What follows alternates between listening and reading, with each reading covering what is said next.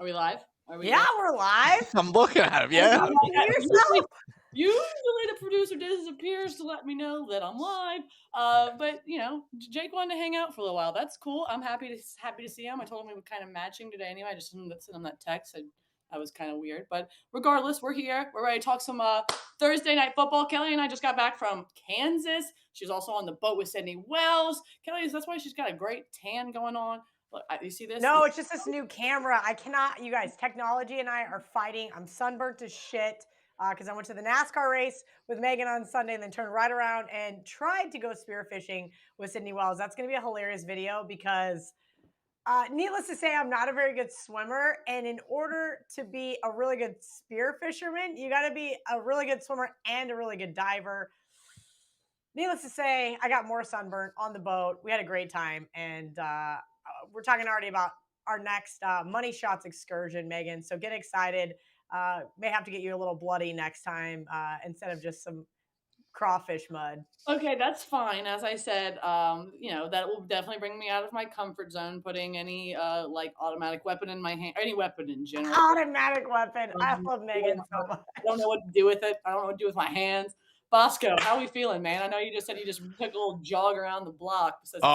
Leaving the wallet on the bus. I could have said, I don't care if there was 50 grand in there. It's the having to call 800 numbers, cancel, get a new, like, also everything's now linked. Like, if my ESPN Plus thing declines, I'm going to put my head through the wall. Like, I don't. That's the beauty. Mine's finally declining. I've been blocking their payment for Oh, over a year, and Amex finally started declining. why? Now they send me emails every day. Why do to you get- not want it? You don't watch? What? Are you drunk? Why would I give those people a single Oh, dollar all right, of yeah, my all money? right, all right. Fair enough. Fair Fair enough. enough. All right, fair enough. She set me up for that. She set She me up. did. But you She do did. need to watch the games. Just put like tinfoil in the corner of your TV. I don't know what to say. I can watch 4 at once. What do you want me to say? But yeah, I'm doing well. I'm doing all right. That's absolutely fantastic. Also, thanks for having me on Hot Ice earlier in the week. Fantastic show with Ev. Yeah, high demand for Megan. But get you two idiots off. Bring Megan back 2-0. And Alvarez hits a homer. Like, it's your show now. Thanks a lot. You Wally pipped us. I just wanted to give myself Exactly. just while I'm here. All right, but that's enough talking. That's enough talking. We have Thursday night football tonight. We got the Chargers at the Chiefs. We're in Arrowhead Stadium. Kelly and I, being in Kansas, we were at the Barstool Sportsbook at the Hollywood. Kansas fans or Chiefs fans are loud. So I've never been to Arrowhead. I would assume if they're loud in the sportsbook, they're going to be even louder at the game. This is going to be an interesting matchup. Obviously, Patrick Mahomes looked like he was out there playing with a fucking chip on his shoulder, and deservingly so. Travis Kelce out there just doing his thing. I will say, I mean, they played essentially a Swiss cheese defense in Arizona. Now you're going to have Khalil Mack and Bosa ready to take Mahomes' head off at literally every turn, corner, whatever you want to say. I almost can join those two. Personally, I don't want to step in front of the Chiefs, and I haven't felt like that way in quite some time. They looked like that Super Bowl team a couple years back. I like the Chiefs tonight, minus the 4. I've already put it out. I want to go ahead and see what you, Kelly, think about this game, and then you could pop it down to Rico, because I know that I have a feeling that you could be on a total. That's what my brain's saying. Yeah, Megan, I did a video for Jack a couple of weeks ago talking about primetime total since 2019, and they've been amazing. That was just because they went flying over for like the last 7 years prior to that. You kind of nailed it. If the Chargers want to win this game, which they did last year as 7-point underdogs in Kansas City, how are they going to do it? It's got to be defense. You've got to put pressure on Mahomes, which is exactly the opposite of what the Cardinals did. They let Mahomes cook. He did not miss Tyreek Hill for 1 second. I do think the Chargers have the offensive firepower to keep up with the Chiefs, but I don't think that's the key to beating the Chiefs. And while I don't have the guts to take that divisional away dog that we know covers 58% of the time on the road, and that is because we know what Kansas City is able to do. But I'm going to kind of take that Chargers play and attribute it to this under, particularly in the first half. I think that we're going to see a Chiefs team get out to a slow start because of this defense. Now, can the defense keep it up for the entire game? We're going to find out. But I do like this to be a slow starting game from both sides of the ball, hopefully keeping with that trend of those unders. I don't love tonight, so don't anybody go crazy. But yes, I will be on the first half and the game under. All right, Rico Bosco, what are we thinking about this Thursday night football showdown, smackdown, drag out? Yeah, it's the classic, like Kelly kind of talked about late last week with college football. Like, all right, week 2 college football, like what overreactions do we have? NFL, that's even more magnified. I'm going to write that every Monday, the overreactions. Like, I talked myself into the Giants winning that division. Go look at their schedule. What? It's easy. I'm telling you. I mean, Rico. It's an overreaction. Rico. It's an overreaction, but you could look into it. Either way, I do there's a little merit to everything. I do think we overlook the Chiefs a little bit. Like, Mahomes is a wizard, and it doesn't matter that Tyreek Hill is not there. He could put one of us out there and find a way to get us 4 catches for 65 yards. Now, is that a little bit of an overreaction? Is there a little merit to it? This one's like a watch for me. I do think the Chargers are better than people think. I would lean the under, especially with the prime time. I was talking to Ken Jack. He thinks the Chargers defense is going to disrupt them a little bit. I would lean. I think the Chargers come out to play. I do think it can be explosive at points. There's one prop we have. Longest pass play from each guy is over 38.5 yards. I kind of like that. I do think if they're going to take some shots, I kind of like that to take a look at. But the only thing I'm really playing right now is the double dip with Eckler, 2 touchdowns, plus 460. Yeah, I totally thought you were going to go Kelsey double dip. I don't want to take the top. The tight ends have not been great to me. I'm like 0 for on the year, but we'll find some guys who can get going. Jerry Jeudy should have had it Monday.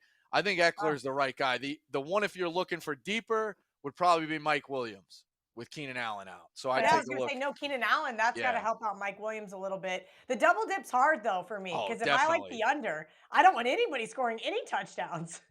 I will say too, in this matchup, the Chiefs have won 13 out of the 16 matchups against the Chargers. So the data suggests we should cover this one with the Chiefs, but hopefully we do so where it's like 4-0, and Kelly, you hit your under both, and I hit. I don't know how the fuck it'd be 4-0 too, like a safety. Yeah, a couple of safeties there. I'm just trying to figure that one out. And then also you would push at 4-0. Yeah, well, it's okay. No worries. All right, so that is our Thursday night football preview. Now we're going to roll straight in to the college football weekend, which I know all of us love so dearly. Shout out to Kelly for bringing me to my first K-State game. Froze my ass off. Got fucking rained on. Kelly left me in the stands at one point where I was fending for myself, just fucking cheering everybody on. It's a great time. I will say I'm not used to that weather, though. Kind of wanted to curl up into a ball and put myself under a hand dryer. Absolutely, I don't want to say disgusting, but it was pretty gross. However, I live in Louisiana, so usually I just sweat my shit off. But let's go to our first game on the board. We have Oklahoma at Nebraska. Nebraska catching 11, and obviously this is interesting because Frost got the boot.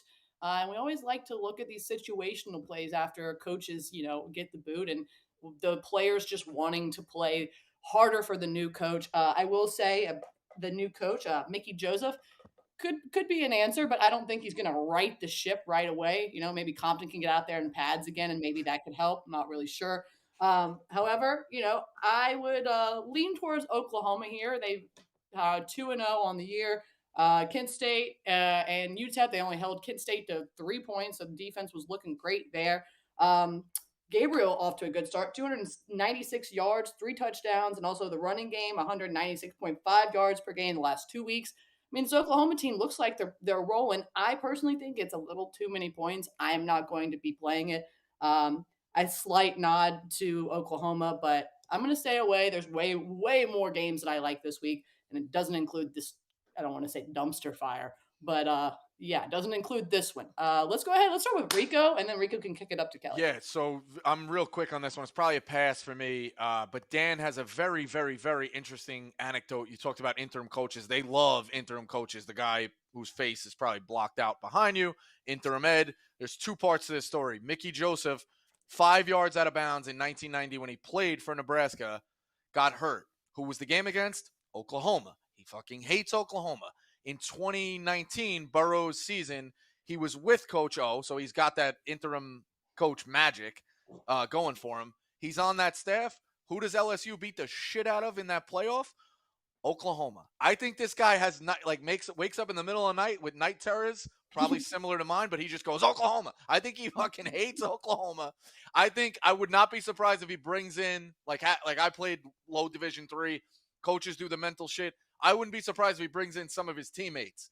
Or they speak to him Friday night, being like, this guy, they hit him with a dirty shot. He never played football again. Like, he can be like, we hate Oklahoma. This guy hates Oklahoma. You're an embarrassment to like what we've done for the past couple of years. Like, get it together. All the signs point to to Nebraska fighting and covering. With that said, there's like a 25% chance that Oklahoma squeezes the shit out of them in the first quarter, and you're like, man, I'm so dumb. I think you're gonna know within a quarter. I think it's either right down to the get-go or Oklahoma blows them out. For that reason, I'm passing. I would lean Nebraska. Did you say get-go or gecko? Get-go. Oh, I thought you said gecko. I was like, I never heard that one before. Right down to gecko. Yeah, same. Why don't we just do this? If you guys are gonna make fun of the accent, we'll just give me a list of words in the beginning of the show off air, and then you could like TikTok it. So come on, what do we do? I like that. Let's have Free Rico numbers. pronounce words, Yes. and we'll just sit here and laugh Exactly. for the first 5 minutes. Exactly. That's a great idea. Exactly. I can't believe that Rico's not going to be on Nebraska.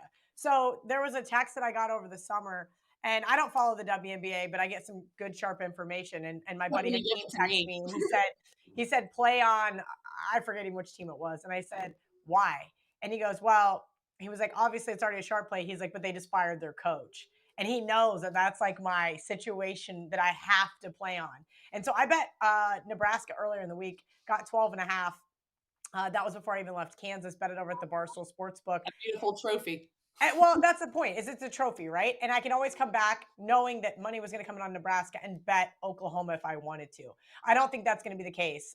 And fortunately, sometimes on like Mondays, it's too early for me to like formalize all of my plays. And at that point in time, I'm strictly betting numbers. And so sometimes I do have to get off of that side, which is why I don't really talk about it a lot, because it's not always something that the recreational bettor is able to do. But as far as Nebraska goes, they're a dumpster fire, right? They've been absolutely horrible. That 23-point loss, 23-point home favorite loss outright was just unexcusable. I mean, as if going to Ireland wasn't bad enough. And Frost needed to be gone. I agree. How I feel about Mickey Joseph is an interesting angle there from Rico, but doesn't really have a whole lot to do with the fact that other than he hates them. But who in the Big Eight didn't hate the Sooners, right? Yeah, you're right.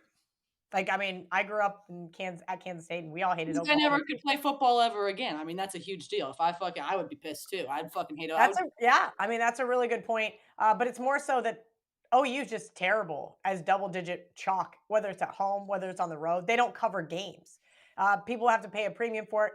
Brent Venables, while I loved him at Kansas State, I thought he was a great defensive coordinator.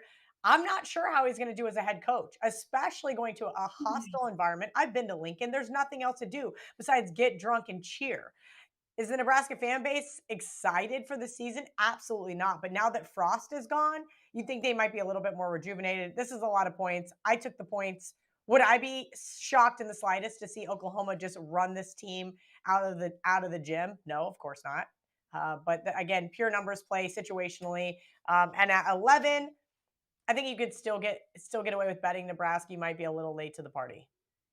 Well, it's a party that I don't want to attend, so it's fine with me. Let's get to a better party. BYU. How is this a better party? Because Mormons don't party. What are you talking about? Yeah, they're Mormons. It's a more entertaining game, though, for sure. The Mormons don't party. You're right. Okay, just kidding. BYU at Oregon. BYU has flipped from 3.5 back to 4. I've been watching it the last couple of days. I have it at 4. I am taking BYU. Just the 2 games that BYU has played, they've shown so much grit. They go to University of Central Florida in that heat and that humidity. They get a W there. Then they go and they beat Baylor in overtime. I mean, Baylor is a scrappy, gritty squad in their own. And BYU was able to pull it out, even without their best 2 wide receivers. From what I understand, Puka might be back for this game. I'm not sure about, I think his name is Gunner. Romney, yeah. Yeah, but I'm not sure that he's going to be back. I think he has a boot on his foot of some sorts. However, look, Oregon got absolutely routed by Georgia in game 1, which, look, it's Georgia. Georgia's pretty fucking stout. However, they go and then have like a vengeance get right game against Eastern Washington, which that doesn't quantify a good team to me. Kelly, I need to know why this number is the way it is. I understand that Oregon can be a tough place to play, the Austin Zoo, but I don't understand. BYU has proven themselves for 2 straight weeks. Oregon has literally done the opposite. So I need your help here because I'm on BYU, but I feel like there's something that I'm missing, and maybe you can help me out with it. Did Oregon do the opposite? I mean, Georgia's who we thought they were, right? They absolutely did what they were supposed to do in a neutral field, and we learned nothing from the Eastern Washington game, literally. On the flip side, BYU, I'm not sure if we know who they are. I laid 3 with them last week. And I was sitting in the car with you talking to Mints on Spaces in the morning, and I was like, God, do I even tweet out that I bet this? And then someone was like, why would you tweet out a bad number that you bet early in the week? I'm like, because I had to own it. I had to own that I laid 3. That was a tough overtime loss. I think the number is spot on here. I would not lay anything over a field goal with this Ducks team again because I don't know enough about them. I haven't seen who they are, and to me, that is yet to be seen. We'll see how it goes this weekend, but I'm really afraid that BYU is going to lose that overtime game. Lose this game because of the overtime game versus Baylor. Sometimes when you leave it all on the field, like those two teams did, the following week can be rather tough to get up. And this is a BYU team that's had a pretty solid go so far. I think this looks like a coin flip game, and I want no part of it. All right, Rico, let me hear something good. Yeah, I'm not playing it, to be honest with you. But what are you getting mad at? Like, I want someone on my team. I need someone on my team. Listen. Like I said, I was a huge Oregon guy growing up. I can kind of tell you when it's not going to be their year. It's not going to be their year. I can get behind the interesting storylines. BYU runs the table. They're a very live playoff team, especially after non-Power 5 teams opening the door last year with Cincinnati. I think BYU is up for it. The wide receivers coming back will definitely help if that's true, if they even get one.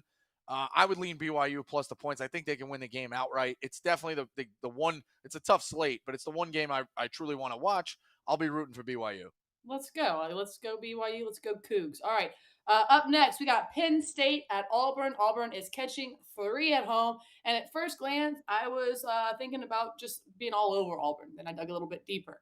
I said, fuck that. They played Mercer, and then they barely got past San Jose State. I am not a TJ Finley believer. Penn State, on the other hand, I just don't know. I feel like they're going to come in, and this game just sucks. I don't want any part of this game. They have the potential to completely smash Auburn, but Auburn could pull a rabbit out of their hat and end up winning. Also, I just saw a tweet. Oh, Auburn's putting out their colors. They're really excited. I don't know. I don't like this game. This one to me is the biggest stay away in the history of this weekend, since that's a history. But I don't want any part of this game. Kelly, I also think that you have no part of this game, but go ahead and let me know. Yeah, you don't trust TJ Finley. I don't trust James Franklin or Sean Clifford. Neither of these teams is handshakes. Yeah, neither one of these teams is good. Neither one of these teams. I don't even want to watch this game. But I will say this: Penn State 2-7 against the spread in their last 9 games versus the SEC. They've got some weird travel. If you guys have been seeing that talked about on Twitter, you can't just fly into Auburn, Alabama very easily, I guess, unless it's on a private jet. And apparently somebody at Penn State screwed up somewhere. So now they're flying into the nearby Air Force Base. Now, granted, it's only maybe an hour and a half, 2-hour bus ride, but that's still, anytime you throw a team out of their rhythm and what they're expecting, there can be some chaos. So we'll see how this one goes. I think this looks like an absolute stay away to me, just because I don't know who Auburn is. And if you remember, I bet against Penn State week 1 with Purdue because I knew exactly who I thought Penn State was. And Purdue, unfortunately, late pick 6 and didn't get the cover. Rico, you don't want a part of this game either, right? No, I did hear some stats that State Penn was good in September against the spread. Brandon listed that off. But this is a morality game for me. Auburn never covered up 20 years of horrific crimes and acted like a cult. So War Eagle, because I hate State Penn. Okay. All right. No one clipped that. Rico doesn't need any bad pub. Everyone only clip the good stuff here. I mean, he didn't say anything that was false. think I'm on the right side of history on that one, Megan. I'm just joking. I'm just joking. All right, let's move on to a better game. A really, really fun game. A game that I'm really excited about. Can you guys guess which one it is? It's Mississippi State at LSU. I have LSU +3. I also have them on the money line. And before I go on, let me just give you guys some straight up facts. One, Jaden Daniels leads the SEC in passer rating. He hasn't thrown a pick, and he's completed 73.5% of his passes. LSU versus State, 19-3, straight up the last 22 meetings. LSU is 12-3 in SEC openers. That's this game. Brian Kelly, 28-10-1 ATS as a dog. Also, John Emery Jr. is coming back, so Jaden Daniels doesn't have to scurry around like an ant trying to find his pile. He can give it to the guy in the backfield and fucking shove it down the fucking Bulldog's throat. I'm so excited for this game. I will be up in New York to watch it with Brandon if he doesn't have a migraine or a toothache or a bellyache or anything that happens to Brandon. Shot didn't leave him stranded in the RV. I guess Brandon was just like laying in the RV in the fetal position. I'm like, what's wrong with you? That was You did the handshake thing. I love me and Kelly like grudges handshakes. Funny part about you saying that though, Kelly, was the last time that Brandon was in the fetal position was in Chicago, and you know what game happened the night before he was in the fetal position? We went up to State and kicked that ass, and that's why he had a migraine because he didn't want to face me that day. I have a feeling. That's hilarious. God, why are men so bad at being sick? Like it's like. I just don't get it. Just man up and go to work. Anyway. So what I'm getting at is I think that Leach is going to try to control the clock. Can you control the clock in Death Valley? Not really. I think Rodgers is going to be dinking and dunking, trying to, make things happen. Our O-line needs to be a little bit sharper. Our defense definitely needs to put pressure. But I love LSU this week. We're a dog in Death Valley, son. Like, how good does that feel? You just want to take a bite out of it. I'm so mad they didn't make your list. But it's okay. I won't hold grudges like you two. I'll just cheer on LSU. Kelly, what do you think of this game? And then pass it down to Rico. Oh, Megan, I would love to take a primetime home dog, right?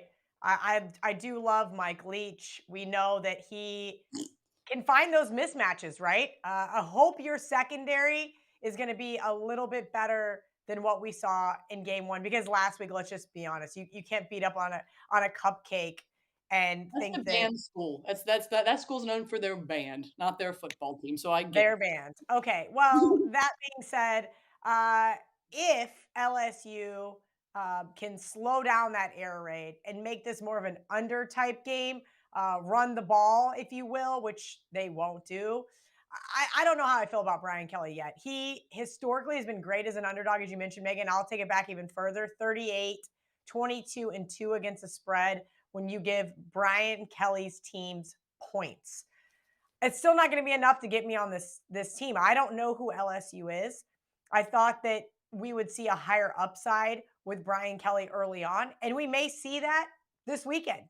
But as of right now, I don't know. Will Rodgers might have a heyday against the secondary, and that is my main concern here. Rico, do you agree with Kelly?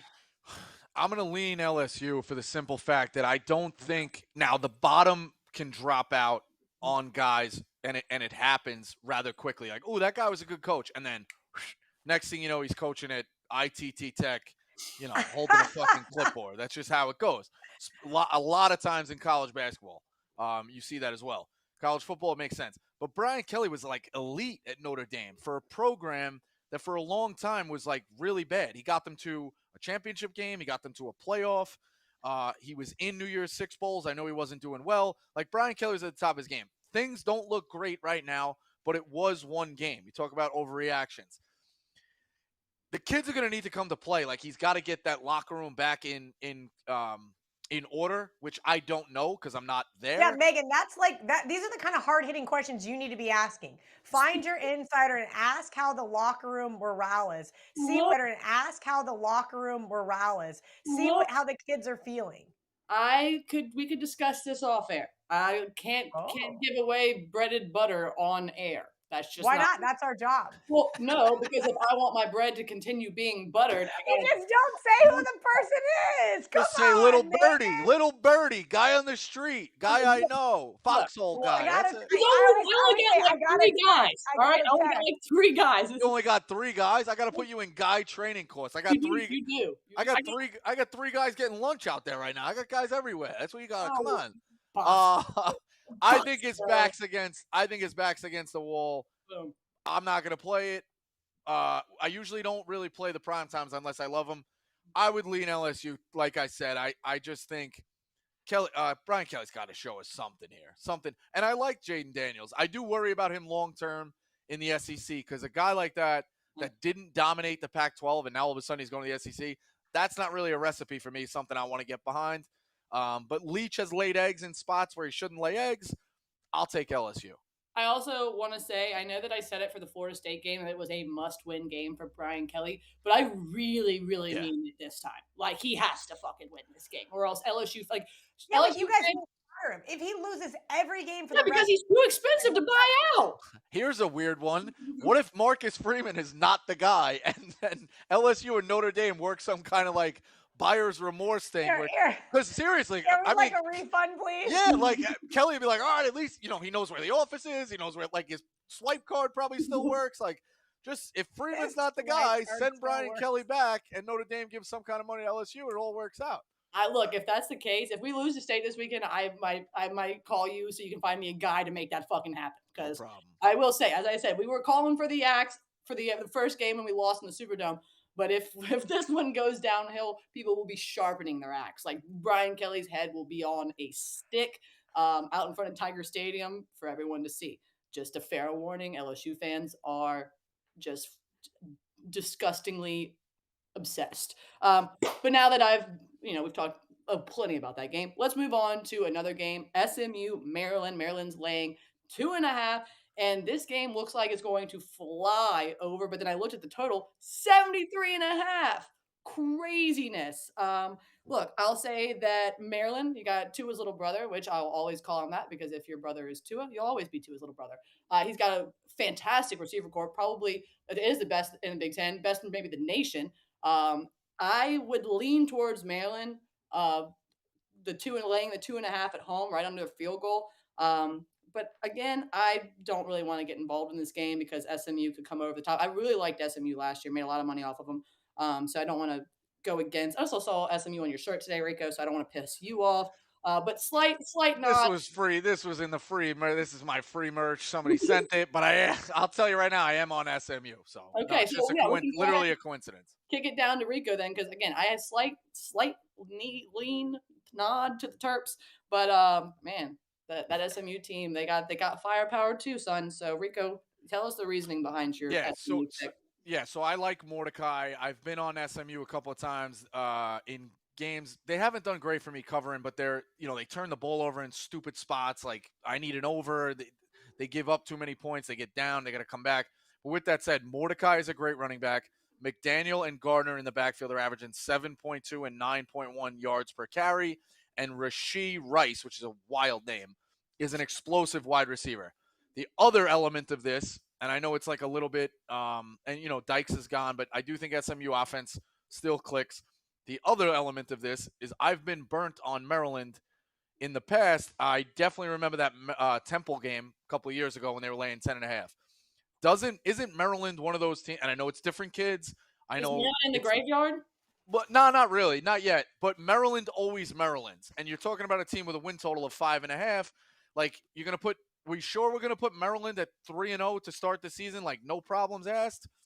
I'll probably look at SMU as a live. I gave out the 2. I blogged it. Like we'll get to the other one later. But my favorite outright, if you're saying who's gonna pull a money line upset, I'll go with SMU plus 140. What kind of dog is that? That dog is not even as big as the Frenchie over here snoring. You cannot, I want to see touchdown dogs are better. If we're calling for outright upsets, it's not hard to call out a field goal outright upset because this is exactly what this game looks like, Rico. The team to score last is going to win. This is going to be a shootout. You ever heard of like not taking somebody's territory, Kelly? Maybe you have, the dog touchdowns +7. You want me to just start coming in your yard, putting up for sale signs, like upstreaming you for cabs? That's your territory. I'm doing small dogs. I got little chihuahuas. You go take the big dogs. I'm not interfering. Perfect. I'll take the big dogs. We'll have to get to a bigger dog than this for me. I'm like a nice guy now. Like everyone's making me. Oh, is that what we're doing? We're flipping. Now you're the nice guy. I'll be the nice girl next week. We'll change. It'll be fun. We'll alternate. I'm openly not taking your territory. Y'all are making my face hurt. I'm laughing too much. Go ahead. We're having a good time. Listen, I do lean SMU here. But I can't get involved with a high total. I mean, look, we're looking at 75. This one opened 68.5. We're at this is insane. This is like, what are we going to see here? 5 touchdown passes from each quarterback. And fireworks. Absolutely. I will say this. I think that I have to give the slight defensive nod here to the Terps. So I could see, a turnover or something being the difference maker, which is probably why I'm not going to get involved here on side or total. But I do lean with Rico. I think the Mustangs looks like a trap game. It's like, come on, guys, Maryland, just like a little tiny home favorite. Those short home favorites, everybody loves to take. And that's just because all they have to do is win at home. Seems easy enough. It does seem easy enough, but could be some difficulty because the Mustangs are going to come to play. All right, up next, and I believe our last game on the board, Miami at Texas A&M. Hell, man. Kelly, we called it before the season started. Why was Texas A&M ranked again, just like last year? And they have just fallen and fallen and fallen. And I know a lot of people will probably take A&M this week as a bounce back after losing to App State, but wouldn't you agree that they lost that App State game twice? Like, they didn't fucking think they were going to lose to App State as -17. Are you kidding me? We all saw the video of them making fun of App State. Of course they didn't think they're going to lose as almost 3 touchdown favorites at home. You weren't supposed to see that video, by the way. Texas A&M does not want you to see that video. Okay, I should erase that out of your memory. Again. Yeah. Maybe I can add a clip of it into my parlay this week because this is my best bet and my favorite dog. Unfortunately, I took Miami +5.5, Megan. Now it's 6 at the Barstool Sportsbook. And I'm okay with that because you're right. Everybody should want to bet A&M here in a bounce back. But as you mentioned, you and I nailed this team, whether they go on to run the table or not. We know who this team is. They're lackluster. King is not an exciting quarterback, and he has even less exciting weapons, if you could even call them that. And what the fuck has Jimbo Fisher been doing the last 2 years? Has he just been having his head up his ass? Jimbo Fisher is doing exactly the same thing he did at FSU. Every FSU fan I know is sitting back hysterically laughing, and they have Mike Norvell. That's all you need to know, is they are very happy that Jimbo is gone. App State basically said, here you go, Mario Cristobal. Here is the blueprint on how to beat the Aggies. And all you have to do is run the ball down their throat and protect your quarterback. I will say this, A&M's front 7 has the ability to make some big-time plays here. But if the Canes can kill the clock, run the ball, I think that they can pull off the upset. I know it's not a big dog, still under a touchdown, but it is my favorite dog to win outright this week. They're +190 at the Barstool Sportsbook. Well, I'm with you, Kelly. I'm on Miami as well. You took all the words out of my mouth. I also think that they are very capable of springing another upright upset. Is that right? Upright upset? No, it doesn't sound right. Outright upset. Outright upset. There we go. I was like, that doesn't sound right. So question though, is Jimbo Fisher already on the hot seat, or is he just going to get straight up fired if he loses to Miami outright? What's his buyout, Megan? This is something you always have to look at. Like, what is he going to get paid if and not have to work? Like, look at Scott Frost. Just got $17 million. If Nebraska would have just sucked it up for 2 more weeks, they would have to pay him half as much. Yeah, it's crazy to go back to Nebraska, but you know what's crazy? You know what's crazy about that side?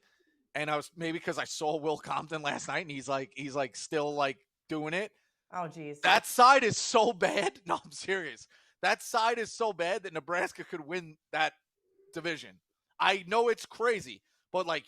Oh, you mean the Big Ten West? Yes. Of course. Yes. It's crazy how bad it is, but like that, they're still in it. So to sacrifice those 2 weeks, they couldn't do it. They had to get rid of Frost because they still could get to the Big Ten, as lunacy as that sounds. It's not going to happen, but yes. Fair, but it's a possibility. It's going to be the little guy on the little boat. He's in the graveyard. 23 to Bowling Green. He loses. He sucks. He's in the graveyard. It's a consensus play. I'm also on Miami. I watched all of them last week. Van Dyke he definitely had a pick. Miami left some points on the board. I know it was Southern Miss. Frank Gordon didn't do much against them. He's a phenomenal running back. Texas A&M could beat these guys up front, but with that said, Texas A&M is in shambles. Cristobal's always been really good to me at Oregon. He knows how to get them dialed up. I'm with Miami. I gave this out in the blog at plus 166. If you're getting a higher number like Kelly now at 190, that's even better. But I don't need the points. I'm going outright. I do think, and everybody's like, bounce back Texas A&M. Bounce back from what? Like maybe they're just not the guys. I do think the ACC is better than people talk about. I know it's not the SEC. NC State's good. Pitt got hurt with Slovis. Clemson's still respectable. Last week. Wake with Hartman scored every time they touched the ball. Like the ACC is a little bit better than people think. I'm going to go with Miami. All right, really quickly. So another narrative really quick. You just brought up Pitt. So I'm looking for my notes. So the quarterback for Western Michigan, right?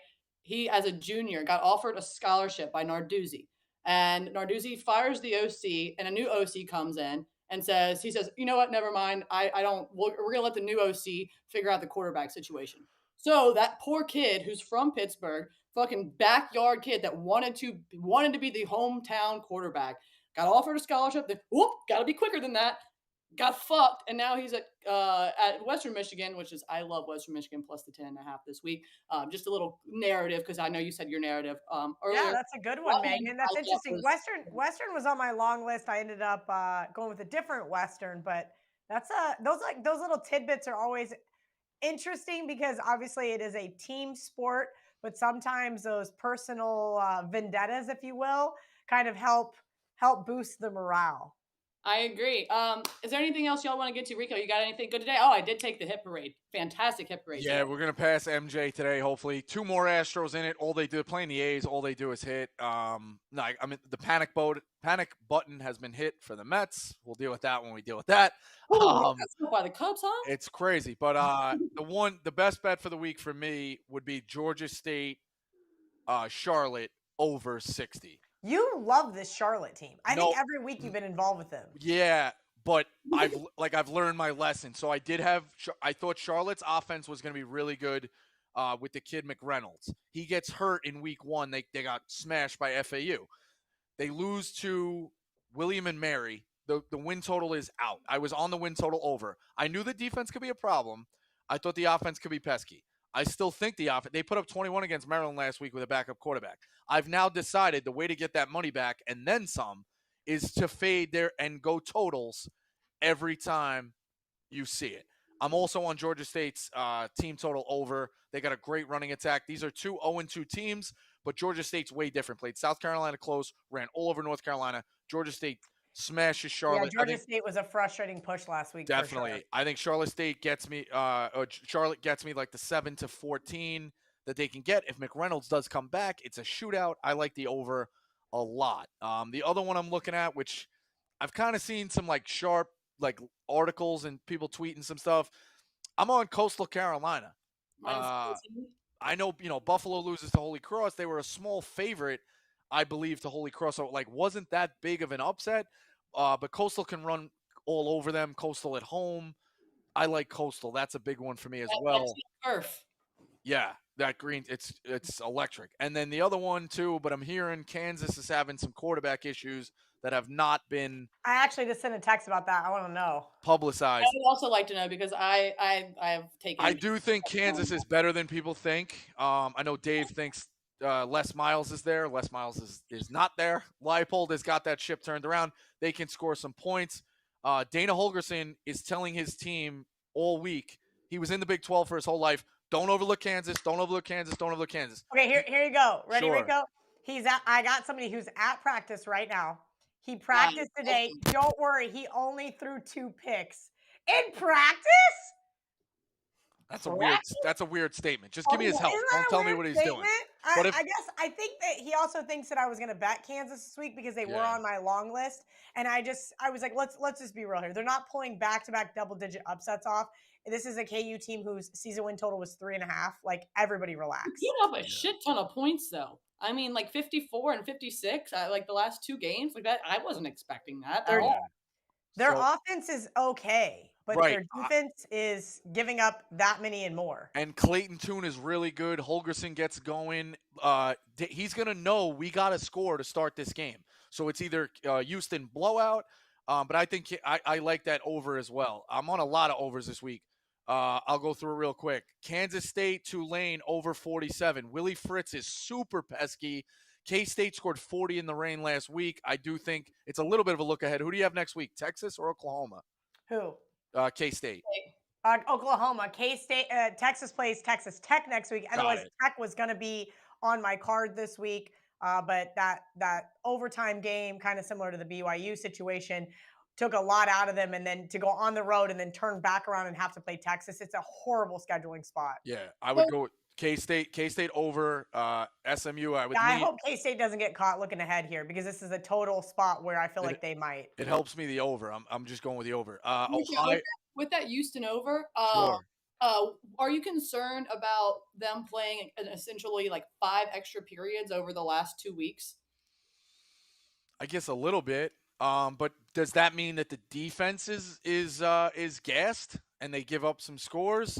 It's tough. It's tough. I get your point, and you got to equate both sides, but It's just a question. Just no, definitely, yeah. It's something I hadn't considered, but hopefully the defense is gassed and the offense still has legs. That works better for me. We just score.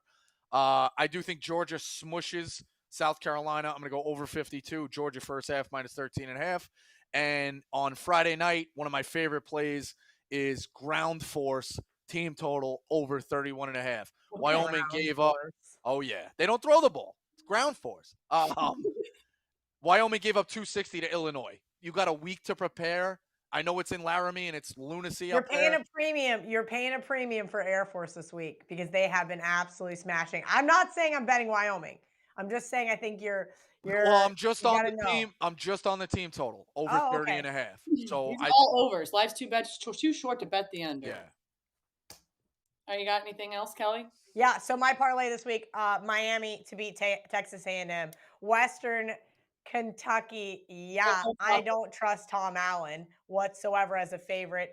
And this one's not going to hit, but Fresno State over USC because I'm sorry, I nailed that USC game. I knew exactly what I was going to get. And the refs called back a touchdown and 4 interceptions. 4 interceptions. Just absolutely horrific play. And guess what? The back door was still open. The back door was still open after 4 turnovers. I perfectly handicapped those 4 touchdowns and the callback. I was never sweating it. It's USC. She was wrong. Just USC. Say you were wrong. They're going to lose a game as a double-digit favorite at least 100%. once this year, and I am going to make sure that I'm on it. As long as it wasn't Saturday night. I'm joking with you. That one was a sweat. That was the worst trophy ever. I get Stanford plus 9.5, closes 8. This one's going to be the same thing. I get Fresno State plus 13. It's going to close 11 or 10.5, and I'm going to stand there with my trophy and be like, hey, look at how cool. I got a really great number on a team that got their asses kicked and threw 4 interceptions. Yeah, I would kind of agree with your take there, Kelly, that you probably will get your ass kicked there. But I'm hoping for the best, truly. All right, if there's nothing else here, guys, let's hop off so we can enjoy some Thursday night football tonight. As I said, I like the Chiefs minus the 4. Kelly is on the under. Rico, Double dip. Austin Eckler. And you know what? I'll probably ride Mintz's parlay. Oh, what's Mintz's parlay? I think it's Eckler over 98 rushing and receiving. Mahomes under 2.5 touchdowns, which helps you. And I believe it's under 54. If I had a look. Both on the under, huh? Yeah, if I had a look. But it's like plus 600. I like those.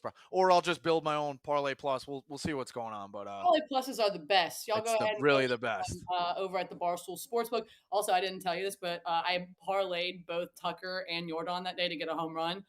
So I banked it that day. There you go. My stomach felt so. And now you bet it all on LSU this weekend. I did. You hit two guys that hit a bomb. That's crazy. Yeah, Good for Tucker you. and Jordan, both lefties. I knew that Hutchinson was going to get smacked around. Okay, that's enough. We can talk all Good for day. you. Y'all have a great day. I hope you all have a winning weekend.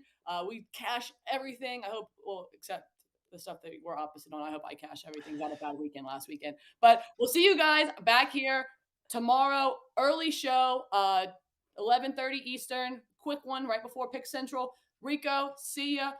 Kelly, I'll see ya. Everyone have a fantastic I night. almost forgot we're doing the show early tomorrow. I got to change it in my calendar. That would have been really bad. You got Really Shay bad. tomorrow. You got Shay tomorrow, right? Yeah, that's why I said we'll see you. We'll see Yeah. you. Trust the data. I'll see you this weekend, possibly. All How about right. that? I love you guys. Peace out. Have an awesome Thursday. Thanks, Kel.